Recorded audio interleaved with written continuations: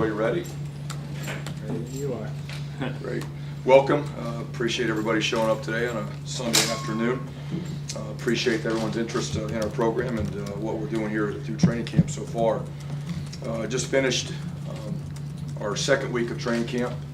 We've had 11 practices of the 29 practices that the NCAA allows us to have.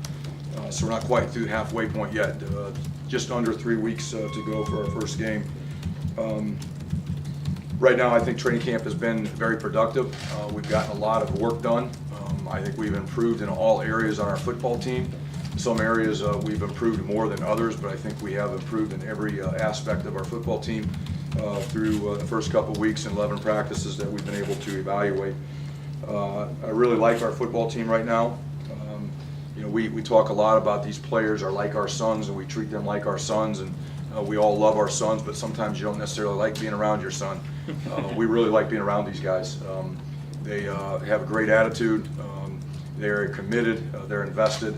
And we not only love them, but we really like being around them every single day that we get that opportunity here in training camp. And when you can say that about your team, you know, it's a good spot to be in. From an injury standpoint, through the first 11 practices, we have our typical training camp bumps and bruises and things that happen when you play football. But for the most part, we've been relatively healthy, other than some of the pre-existing injuries we had before we started with certain individuals. But we've been really healthy from that standpoint. The attitude and effort is there. The want to, the care factor is there from our players. And like I mentioned before, I really like that. We are better fundamentally right now than what we were a year ago. The guys know how to practice. They come up with the same attitude and effort every single day. We don't have to coach that, so we're able to focus on just trying to make these guys better football players here this training camp, instead of trying to build toughness and the right type of attitude that we wanted. And our focus here in this training camp wasn't about building toughness, about trying to make these guys better, the best football players that they can be.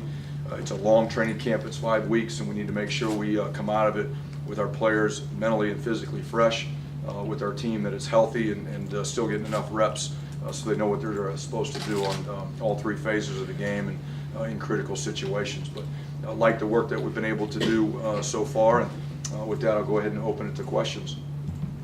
Chris, talking about some areas more improved than others, which areas do you feel like you're most improved from what you've seen in training camp? I would start with the quarterback position.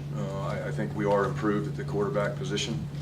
We've got 3 guys that have been getting a lot of reps, and we've been mixing them in with the 1s and the 2s, and I do think we're a lot better at that position.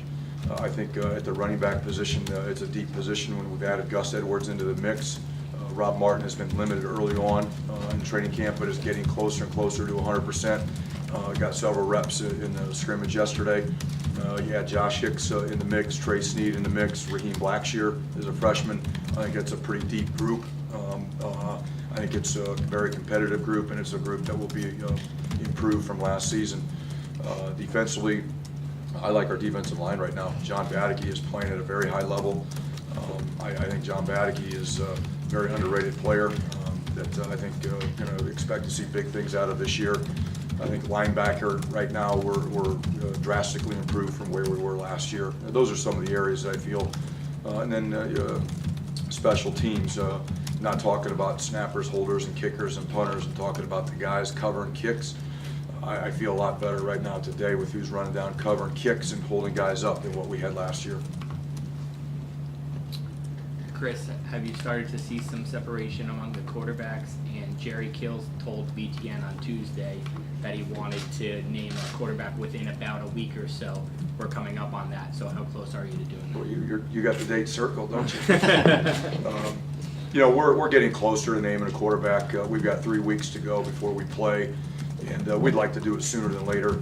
We'll probably get through this week, keep sorting it out a little bit, and then get ready by the end of this week, first of next week, to go ahead and name a starting quarterback. But we're not going to go all the way up until game week at all. We'll get it done, like I said, either end of this week or early of next week. It's what's right for the players, the quarterback position, and it's what's right for the rest of the team, too, to know who that guy is going to be. Regarding the freshmen, which ones have really jumped out at you through the first 2 weeks? There's been a lot of them. I'll just talk about the offensive guys to start, because that's where we've had the greatest need for young players to come in and contribute right away. Raheem Blackshirt, running back, has really stood out. You know, he's going to be a guy that's going to play for us. Bo Melton has stood out. Really, all those wide receivers that we signed last year have stood out. Bo Melton, the Hayek brothers have both stood out. Shameen Jones, Everett Wormley, all of those guys really are going to have a chance to compete for playing time on offense and on special teams here this fall. We're still not in position to determine what freshmen exactly are going to help us. We still have some time to sort through that, but those are the ones that really standing out. Travis Vokalak at tight end is going to be an outstanding tight end. He's got great length. He can run. He's just got to get bigger and stronger, but I really like his football IQ and just the way he works every single day. Micah Clark had missed a little bit of time early in training camp. That last few days he's been back out there and showing the promise that we expected him to show at an early age. And he'll be a guy that definitely we hope to be in a 2 deep here by the time we're done with training camp. And there's some others offensively too, but those are the ones that are really, standing out defensively. Some of the linebackers are, we call him 03. I don't even attempt to say his name, but 03, the linebacker, he's a guy that's starting to do some good things for us on defense. He's been getting reps in the 2 deep and be a special teams guy. But a lot of the offensive guys, because they're getting more reps out of need, more so than the guys on defense. Chris, where are you at in deciding captains? Will it be 4 again? Is it a team vote? What's that process Yeah, like? there's no set number. We'd like to have 4, but we could go up as many as 6 if we needed to. But we will have a player vote on captains this Wednesday, and that'll be really about the midpoint of the training camp, and have a pretty good idea of who we can count on, who players trust, and who's dependable, who can be our best leaders, and we'll vote on that. It'll be a player vote that's done on Wednesday night. Coach, talking about Joey Kill, how he's come into augment the offense that you have, particularly in changing offense to keep your defense on the field, along with having 5 coaches do it. How's that process going? How will it make this team different this year, as you see it do that? Yeah, we started last spring, and the transition in our offense started last spring. We're going to be a lot more multiple on offense, and I think what we're going to do is, with our offense, is do what we need to do to win games. There's going to be times we can speed it up. There's going to be times that we have to slow it down, and we're not just going to be a team that goes fast, and we're not just going to be a team that goes slow. We're going to do what we need to do to have a success, and that's not just offensive success, that's defensive success also, because the best defense is the best offense and vice versa. But we're more multiple, so we can use different personnel groupings, we can use our best players. We have contingency plans if injuries occur at certain positions and we don't have guys anymore. And we're going to be, again, do what we need to do to manage the game and the clock, so we can play really good defense, because that's our number 1 plan to win. And we've got to hold on to the football and keep the offense on the field, and that means slow it down, then that's what we have to do. But Jerry looks at that. That was why it was such an important hire, is he looks at it from a head coach's standpoint. Hey, what do we need to do to have success? It's not about my stats. It's not about points. We need to have points or score points. We want to have great offensive stats, but at the end of the day, what do we need to do to give ourselves a chance to have success? And that's the way he looks at it, and that's what I wanted in that position. 2-part question on Janarian. One, how's he coming along as an overall receiver? How long have we been doing this? 8 minutes, and this is the first question on Janarian. I'm shocked. That's why it's a 2-parter. The second part is the plan to use him offensively. I know you're switching up offensive schemes. Last year he took some balls out of the backfield and as a rusher. Is that still the plan for him? Is there Yeah, Janarian is, when you talk about you change up offensive schemes, we're not necessarily changing. We're adding to what we did and diversifying what we did, last year. But Janarian is still going to be one of our top playmakers on our football team, and we're going to use him how we have to use him to have success. I think the thing that is different this year is we're going to probably have some more playmakers around Janarian, where we might not have to ask him to do it as much, but he's a dynamic player, and we're going to use him as much as we possibly can, and not put him in harm's way by playing him every snap. But I wish we could get him over at corner too a little bit, but we're going to use him as much as we have to. And he'll be all over the field, both on special teams and on offense. Coach, I was wondering if you've been able to determine yet what kind of role David Mitchell's going to have for your team, and also, are you at liberty to give an update about his brother Amir and his recovery from? We'll start with Doo-Wop, as we call him, David Mitchell. Yeah, he's going to have a huge role in our football team. He's been great addition to our roster as a grad transfer coming in from Arkansas. He's big, he's physical, he's been learning the offense. He's probably a lot better right now today than obviously he was in the spring, and doing some good things. Where it really shows up is on special teams. His history at Arkansas is he was an outstanding special teams player, and in practice he has shown that he's going to do that for us also. So he's going to help us on offense at receiver, and he's going to help us on special teams. I mean, he's a big athletic body, got good football IQ, and excited about what he brings to the table. His brother Amir, as you guys all know, towards ACL in the spring. His rehab is going great, probably slightly ahead of schedule. Hope to have him back playing sometime in the middle of the season. When that is, I don't know yet, but he is rehabbing and he is ahead of schedule, and he's out there doing some things right now on the side. Chris, the quarterback, regarding separation at quarterback, has Kyle maybe separated himself a little bit more? It looked like he handled a little bit more first team reps yesterday. No, I can't say that either one of them has separated themselves. It just goes by day. One day one looks like they've separated, and the next day it's someone else. So it's really, this week we really got to find out who's going to be the most consistent, most dependable. They both got strengths, they both got weaknesses, and I shouldn't even say both, all three, because Jonathan Lewis is right there in the mix too, getting a lot of reps. And those of you that have watched Jonathan in practice, I think the kid's got a bright future.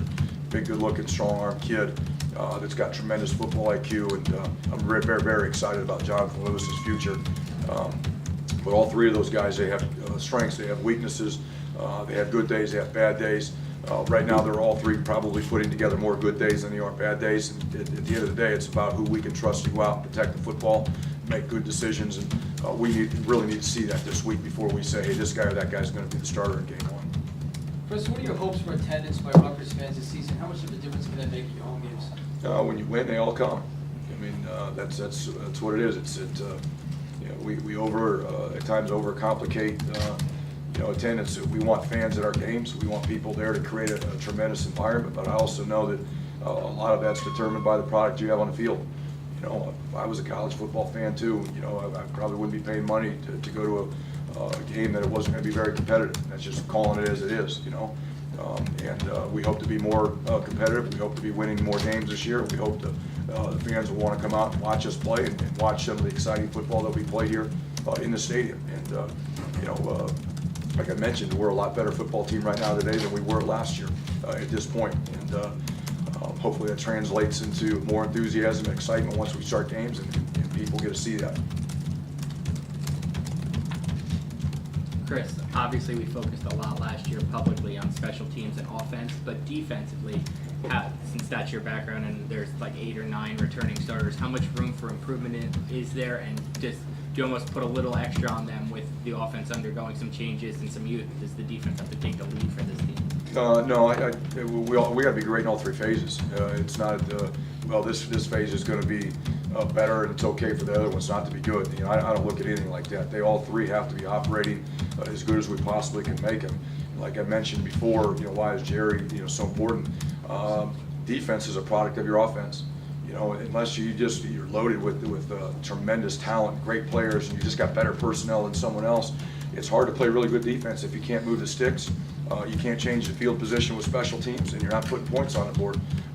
You can't do it. And I thought last year, you look at the stats, they're not very good, but we were a better defense than the stats showed. But again, you go through the course of the year when you don't have the depth on defense to rotate guys, but you're not offensively, again, controlling the ball, scoring points, moving the sticks, keeping the defense off the field, you have no chance to play good defense. So our players understand that. And it's no different for the offense. We got to play great defense to our offense and get the ball back for our offense and put them in good field position. The best offense is a good defense. I truly believe that. And both offense and defenses are a reflection of our ability to play special teams too. If we can't set the offense and defense up with good field position because of our special teams play, you're not going to have a chance to be successful. You look at us last year, starting average field position on offense was one of the worst. Starting average field position on defense was one of the worst.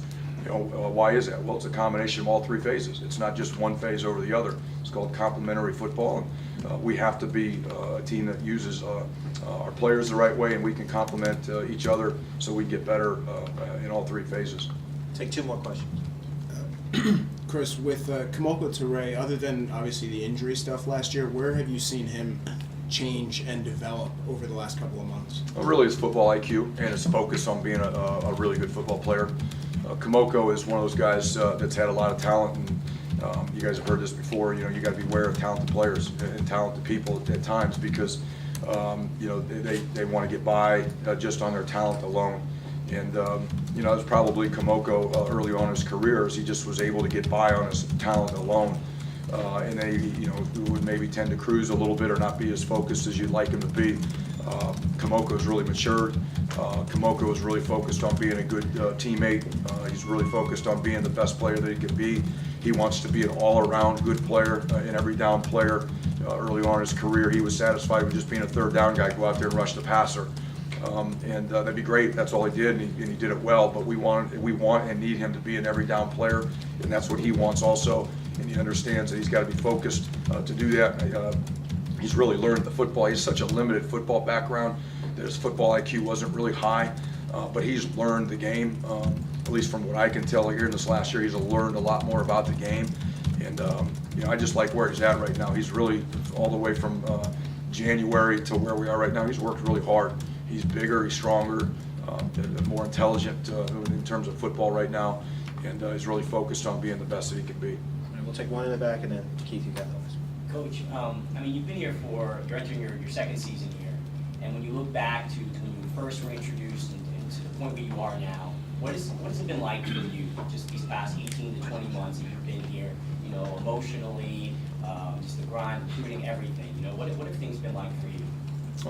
It's been a blur. You know, it's gone by really fast, to be honest with you, because you know, when you start, there's just so much coming at you. You know, again, you mentioned from just coaching players to recruiting to donor relationships, off the field behavior, academics. There's just so much that comes at you, and to be able to get, you know, all your systems in place and get things running the way you want, be able to manage your time the way you need to, it takes a lot of time. You know, and you know, it's been a blur. And honestly, that's just, you know, the way coaches are. You just kind of go and you go, and you wake up one day and you look at the time and say, where did it all go? But I haven't had a lot of time to think about, you know, what we've been able to do in whatever the 18 months that we've been here. But I know it's gone by fast. We've done a lot of things and feel good about what we're doing. But you know, I don't know if that answered your question or not. Are there times where it's overwhelming at all? No, I mean, it's just football coaching, you know. I don't care if you're an assistant coach or head coach. If you're going to do things the right way, it takes an insane amount of time. And as an assistant coach, you're doing the same thing. You're recruiting, you're developing your players, you're doing things academically with your players, you're doing things to build relationships with the players. So you're always working. And you know, this is not a 9-to-5 job. You know, college football is not a 9-to-5 job. It's not a 6-month job that you do during the season. It's a year-round job, and that's the way you know, most coaches look at it. And